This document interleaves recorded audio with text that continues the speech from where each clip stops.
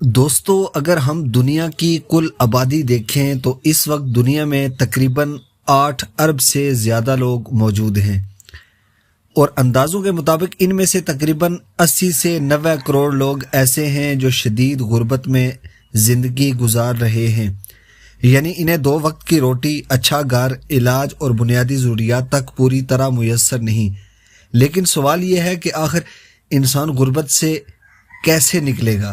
آج کی ویڈیو میں ہم قرآن و سنت کی روشنی میں غربت سے نکلنے کا روحانی طریقہ سیکھیں گے۔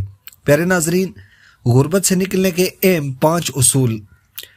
نمبر 1، 5 وقت کی نماز کی پابندی۔ جو شخص نماز کا پابند بن جاتا ہے، اللہ تعالیٰ اس کے دل کو سکون اور رزق میں برکت عطا فرماتا ہے۔ نمبر 2، حلال رزق۔ چاہے آمدنی کم ہو لیکن حلال ہو۔ حرام کمائی وقتی فائدہ دیتی ہے مگر زندگی سے سکون اور برکت کو ختم کر دیتی ہے۔ نمبر 3، فضول خرچی۔ بہت سے لوگ کمائی سے نہیں بلکہ غلط خرچ کی وجہ سے غریب رہتے ہیں۔ اپنے اخراجات لکھیں اور غیر ضروری چیزوں سے پیسہ ضائع کرنا بند کر دیں۔